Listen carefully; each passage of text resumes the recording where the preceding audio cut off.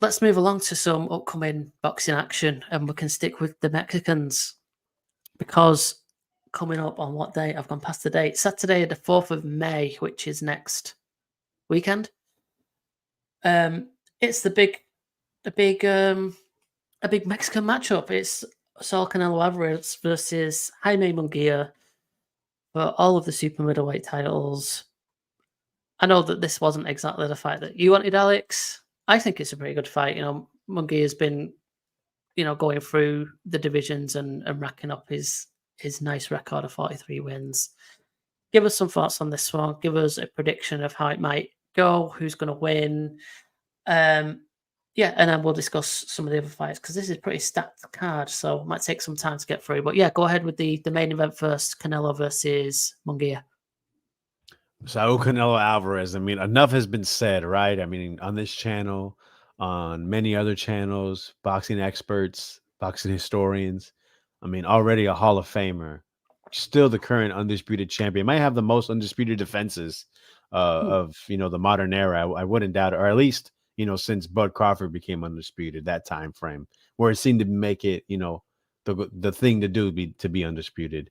Yeah. We've seen so many different challenges, right? Small guys, tall guys, fast guys, strong guys. And now he's facing, another guy bigger than him, younger this time, undefeated.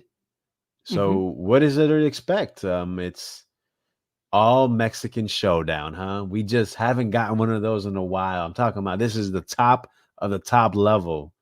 Two guys that have been seeming like killers, seeming like killers in there, on their way up. Canelo's approaching 34 years old. We've seen, like I said, so many battles. What are we going to expect? The last knockout, what was the last knockout? Caleb Plant, if I'm not mistaken.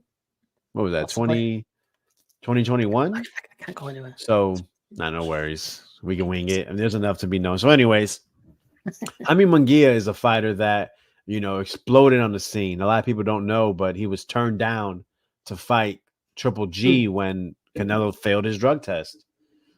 So what do? They're able to get him a 154-pound strap opportunity against Saddam Ali. Knocks him out, beats the shit out of him. Has a couple good fights. Liam Smith drops him, wins unanimous decision. Yeah, I'm thinking, all right, this kid is definitely someone I want to watch. Then he fights who? He fights who? Then he moves up to 160. Has a couple decent fights. The Gabe Rosado. Everyone knows who Gabe Rosado is. Oh my God, there's another fight that I just not coming to my head, but no worries. And then we go back to fighting who? Who the heck is Luis Correa? Why are they fighting? And I feel like you can shoot a 3-pointer from the inside the ring. Like, you know what I mean? Jimmy Kelly, decent guy, but why is he fighting Jaime Munguia, a guy that's had opportunities to fight Demetrius Andrade 2 times as a mandatory?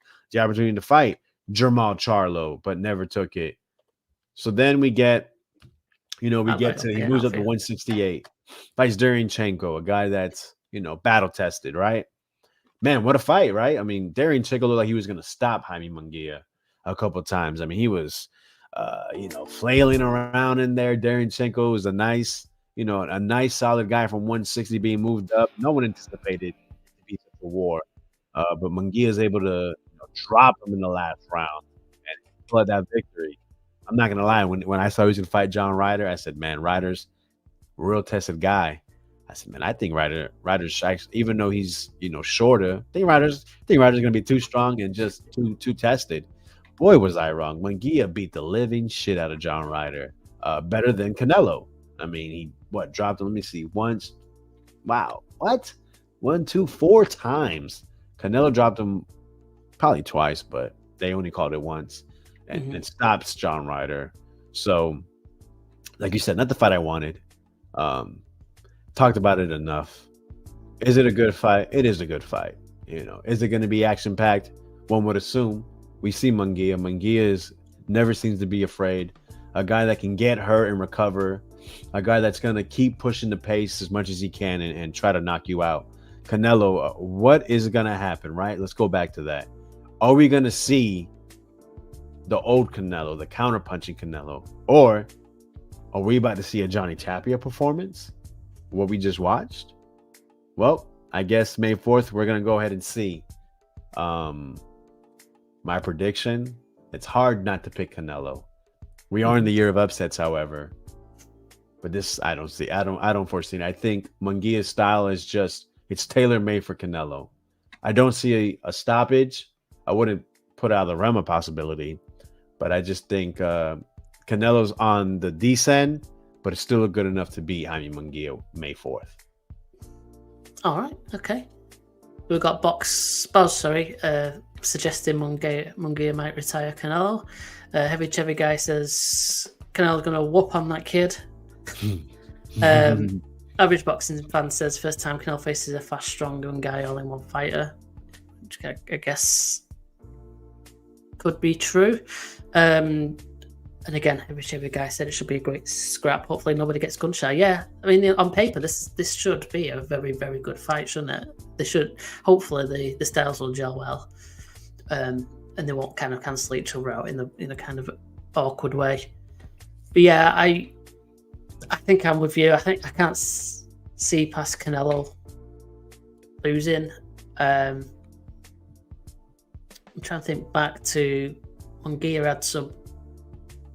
Was it the Deryachenko fight? He struggled a little bit, possibly. Or he might have just labelled to that. But yeah, fuck it. I think Canelo gets the win. I think he'll give Munguia his first loss, but I think it'll be a very good fight. I think he'll box to a decision rather than a stoppage.